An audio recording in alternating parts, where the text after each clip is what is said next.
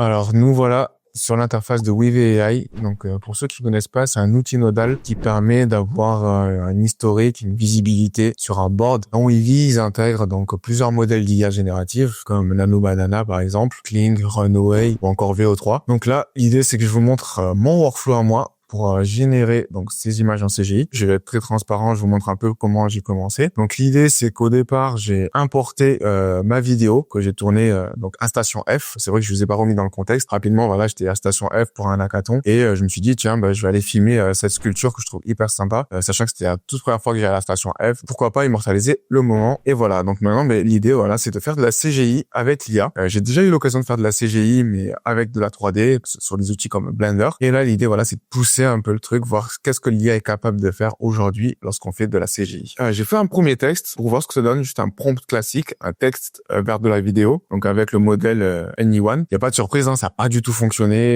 il n'a pas du tout respecté mon prompt, la sculpture n'est même plus du tout la même, donc au final c'était pas terrible. Donc je suis parti sur une autre option, donc là l'idée c'était d'utiliser un node donc d'extraction, plein d'outils comme ça qu'on peut utiliser, mais on pourra les voir au fur et à mesure de la vidéo, s'il y en a certains qu'on aborde, ou alors sur d'autres prochaines vidéos quand je ferai d'autres tutos. Donc on revient sur notre vidéo d'extraction. Je peux choisir donc la frame que je veux extraire. Donc là l'idée c'était d'extraire tous les 15 frames, de sortir une image et ensuite je vais l'exporter avec donc le node d'export que vous voyez juste là. C'est un des projets, enfin c'est le projet le plus costaud que j'ai eu l'occasion de faire. Une fois que j'avais exporté et réimporté donc les frames que j'ai sélectionnés dans ma vidéo d'origine, vous avez la possibilité de rentrer en input votre prompt, votre image principale ainsi que votre image secondaire, on va dire, c'est l'image de référence. Donc ce que j'ai fait, donc j'ai rédigé un prompt, je pourrais tout vous envoyer, je vous mettrai un lien dans la description de la vidéo où vous pourrez accéder à tout ce workflow, tout ce board que je suis en train de vous montrer. Voilà le prompt que j'ai saisi. Donc l'idée c'était d'avoir quelque chose de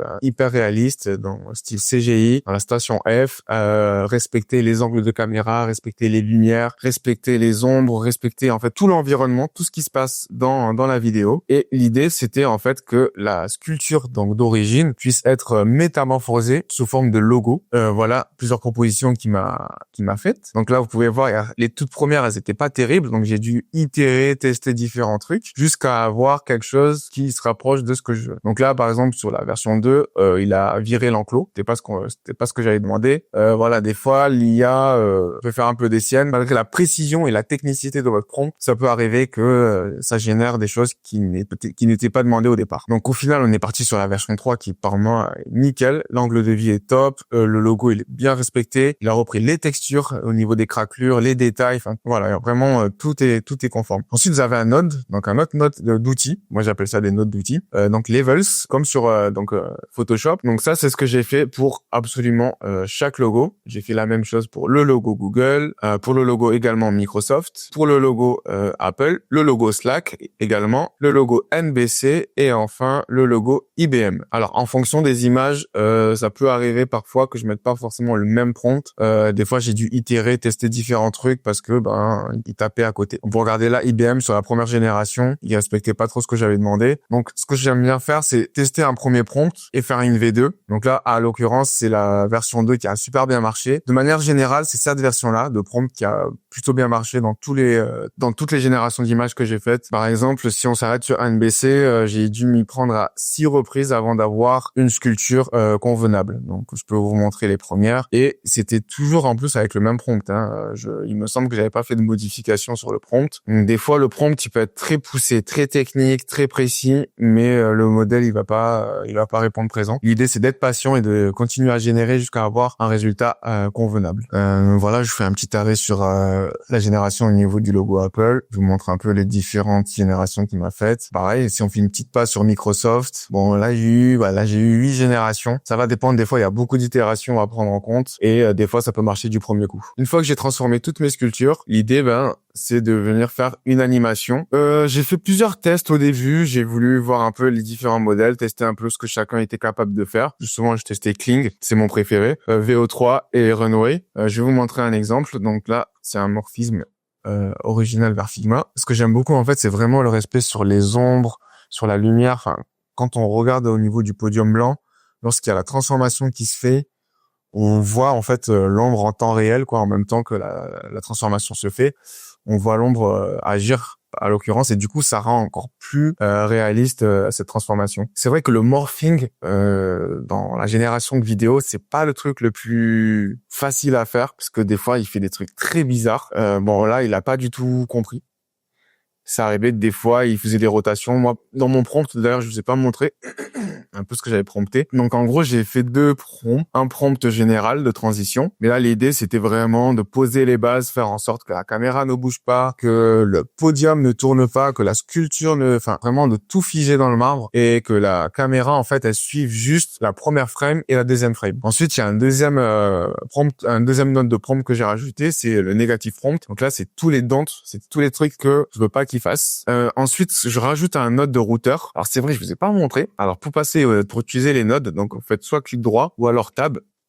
Et quand vous faites ça, en fait, vous faites appel directement à vos fonctionnalités qui sont là-dedans. Vous avez un autre point d'entrée également, c'est ici sur la barre de tâches à gauche, où vous allez retrouver tous vos outils d'édition. Voilà, les outils de masque, les outils d'itération et les outils aussi génératifs, tous les modèles. Tout à l'heure, je vous en ai cité quelques-uns, mais il y en a plein d'autres. Stable Diffusion, idéogramme, Flux, Xfield également, Luma. Vous avez aussi des nodes de vectorisation, mais on aura l'occasion de revenir sur tous ces nodes et comment je les utilise dans mon workflow au quotidien. Et j'ai également fait un node, donc ce qu'on appelle un node de concaténator. Ça permet en fait donc de merger, de fusionner 2 prompts. Pourquoi j'ai fait ça? C'est parce qu'il y a certains modèles qui n'ont pas deux entrées, 2 inputs. Là, par exemple, Renoué, voilà, il a qu'un node de prompt d'entrée. Donc du coup, je vais concaténer les 2 prompts, le prompt principal et le prompt négatif. Donc ce que je faisais, c'est que je récupérais ma première frame. Donc là, à savoir, dans cette vidéo, ma première frame, c'était une image de ma sculpture d'origine et ma last frame, c'était l'image de ma sculpture Figma pour pouvoir générer. Donc là, dans le run, dans le modèle de Kling,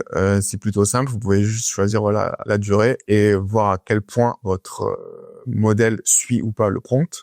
Pour VO3, c'est un peu plus d'options. Vous avez la possibilité d'utiliser le modèle fast ou standard. Vous avez 2 versions. Vous avez la possibilité de changer le ratio. La durée, pour le coup, c'est que 8 secondes, mais vous pouvez changer la résolution. Donc moi, je fais tout le temps en 1080. Et vous avez voilà d'autres paramètres comme l'amélioration de prompt, etc. Et la génération aussi d'audio. Vous avez également la possibilité d'utiliser des notes de notes. Moi, c'est ce que j'aime bien faire de temps en temps pour me rappeler certains trucs. Il y a un node que j'ai utilisé que je peux vous montrer. C'est le node de masque. En fait, ici, quand j'ai généré ma deuxième sculpture, il m'a fait apparaître un petit artefact ici. Donc, du coup, ce que j'ai utilisé le node de Painter. Vous pouvez venir, en fait, un peu comme sur Photoshop, venir peindre des zones. Ensuite, j'ai utilisé un node de masque. Et donc, dans le prompt, je lui dis, qu'il maintienne tout le reste, mais juste qu'il m'enlève cet artefact que j'ai peint en blanc dans mon node de Painter. Une fois qu'il a fait ça, j'ai utilisé un node de Content Wirefile. Donc, ce node-là, en fait, c'est un peu comme ce qu'on fait sur Photoshop avec remplaçage d'après le contenu. Je mets en entrée mon image de base. Je mets ensuite également mon masque. Derrière, il va venir remplir la zone que j'ai masquée au départ. Je peux vous montrer une dernière petite animation. C'était Microsoft vers Apple. Je la trouvais plutôt cool, cette animation.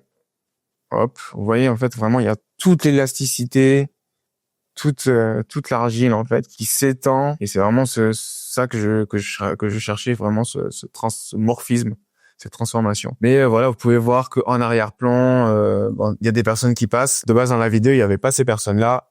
C'est l'IA qui les a générées. Elles sont pas tip-top.